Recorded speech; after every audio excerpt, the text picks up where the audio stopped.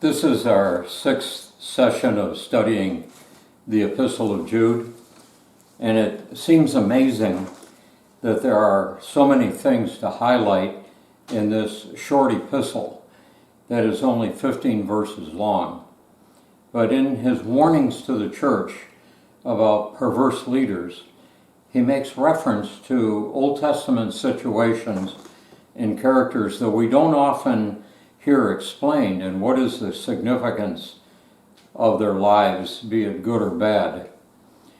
And so in this lesson, will provide us with some understanding about some of these characters that both Jude and Peter make reference to that we might not have realized by just looking at their stories on the surface in the Old Testament. Last week we spent some time clarifying the role of angels and that not all angelic beings are good. And that aspect is what Jude uses as one of his examples of God's wrath against their rebellion, and that perverted church leaders can expect the same consequences. There are two opinions people might have about these false teachers. First, that they actually had been born-again Christians who had lost their salvation by turning against Christ. Or secondly, that they had intellectually learned enough truths of the gospel to become imposters, but that they had never really been born again. It is not the scope of this study to decide which of those two is the case. But what we do know is that false teachers like that do come onto the scene now and then throughout church history, and true church leaders need to adequately be prepared to protect their congregations from them. In this session, Jude gives three comparisons.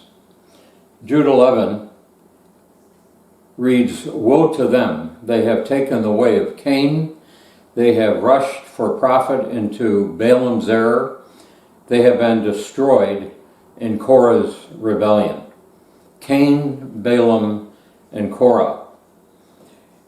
Peter in 2 Peter refers to Balaam too, but Jude adds Cain and Korah and the comment, "Woe to them." Remember, as we look at these, Jude's reason for mentioning them is to say that the same perversions in these men's lives are the same sins as in the lives of these false leaders. Cain is a type of the unloving man who, first of all, cared nothing about his brother Abel. He envied Abel because Abel's deeds were good and his own were bad. And thirdly, as explained in Hebrews chapter 11, Cain was the opposite of a man of faith, which is unbelief. Unbelief is deliberately setting yourself against God, not just innocently misunderstanding. Balaam is the next one named, from Numbers chapters 22 to 24. Balaam had been hired by an enemy king of Israel to put a curse on Israel for money. And he couldn't do it. We probably all remember the story. But therefore he involved Israel in immorality and idolatry in the geographical area of Baal Peor during their journeys in the desert. So Balaam was extremely greedy. His advice could be that he had told Israel that they were so embedded in God's favor that they could sin without fear of judgment. That would line up with the kind of teaching of these false teachers. Korah had led a rebellion against Moses and Aaron in Numbers chapter 14. He defied recognized spiritual leadership, not accepting their God-given authority, and instead set themselves up to take control. Years ago, I ministered in a church in a city in Ontario, Canada, that was right at that time in the midst of a problem with one of their home group leaders. And what this home group leader was doing was trying to undermine the authority of the pastor. And one of the things he would do was wait at the door on Sunday mornings, and as new people came into the service, he would invite them to come to his home meeting. And so he wound up having the largest home meeting of all the home meetings in the church. And in his home meetings, what he would do was lead discussions on, now, if you were in charge of the church, what would you change? And probably a lot of these people innocently cooperated in that kind of discussion. But what he was demonstrating is what's also called an Absalom spirit. And then what he would say, now, if I were the pastor, I totally agree with you. And this is the way I would do things. This is the way things ought to be being done. Now, was he as bad as some of these false teachers that Jude's talking about? He probably wasn't at that point.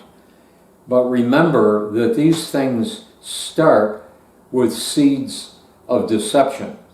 And if they are not confronted, they will turn into full-blown demonic influence where Satan gets his foot in the door of the church. So, Cain, devoid of love. Now, I'm not using love just in a sentimental way, but in the sense of not caring about the good of anyone else but himself. Balaam, greedy for money, and could be motivated to do whatever needed to be done to get that money, even if it was to teach others to sin. Korah, insubordinate to recognize church leadership. What Jude is pointing out is that all three of these, Cain, Balaam, and Korah, met their ruin. And these were the same three characteristics as in the lives of these false church leaders that were in what was called Gnosticism. And this is why their stories are told in the Old Testament, not just to tell sad negative stories. It is to learn the warnings from the principles involved. Now, Jude goes on to refer to these men as blemishes, which for some reason was translated that way, but means sunken rocks or reefs that a boat or a ship can have the bottom torn out of if it were to come upon those. So Jude refers to this in verses 12 to 13. These men are blemishes or sunken rocks, reefs in your love feasts, eating with you without the slightest qualm, shepherds who feed only themselves. They are clouds without rain, blown along by the wind, autumn trees without fruit and uprooted, twice dead. They are wild waves of the sea, foaming up their shame, wandering stars for whom blackest darkness has been reserved forever. It is as though Jude is saying to the Christians in these churches, you have this danger right in your midst and you don't even know it. What he means by love feasts is talking about celebrating Holy Communion in their church gatherings. In those days, communion wasn't a sip of grape juice and a cracker. They were entire meals. They were like feasts. And these perverted leaders had turned them into events of greed, disorder, and immorality. And it was because of this that Paul gives the instructions that he does about the Lord's Supper in 1 Corinthians chapter 11. He wasn't just providing a church liturgy on how to celebrate the Lord's Supper. It's because the Christians there too had so perverted the true meaning of it. And he was reestablishing the true meaning.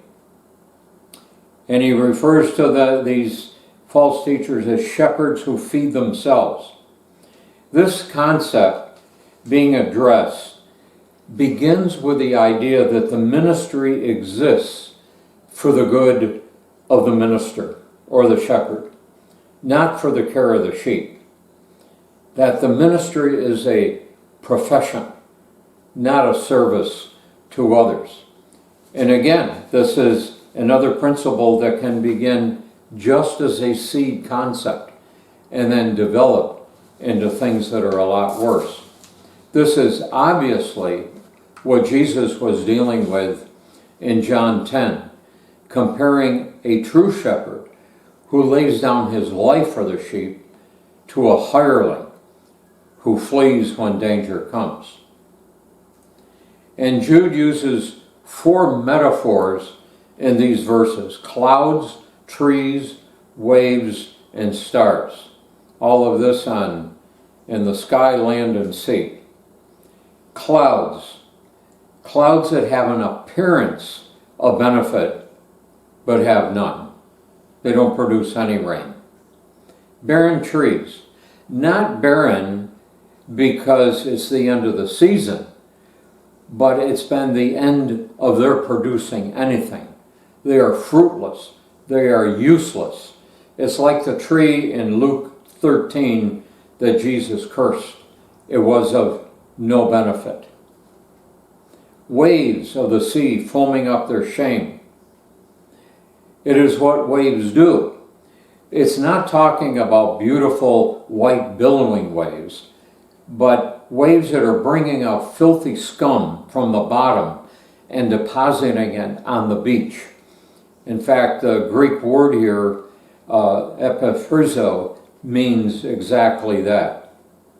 Wandering stars, not planets, but shooting stars that travel on their own and disappear into darkness.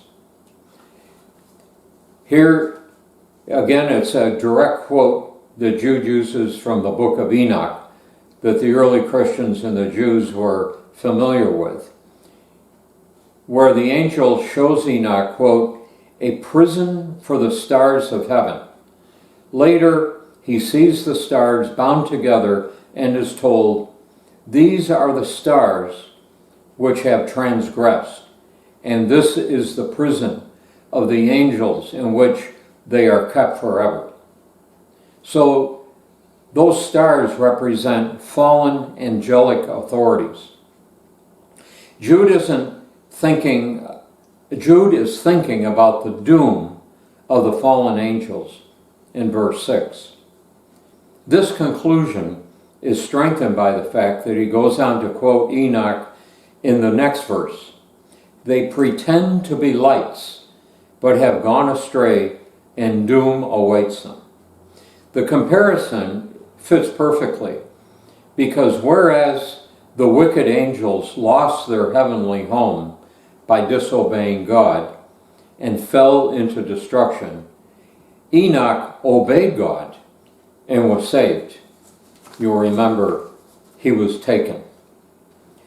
In conclusion, these men, these perverse leaders, are as dangerous as sunken rocks, selfish as perverted shepherds, useless as rainless clouds, dead as barren trees, dirty as foaming sea, as certain of doom as fallen angels.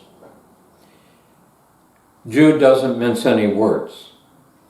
And again, this is being told for especially church leaders, to be aware and be ready to protect our flocks. Our next session, we will draw toward a conclusion of our study of Jude with much more enjoyable topics to discuss. So join us again next week in our next session.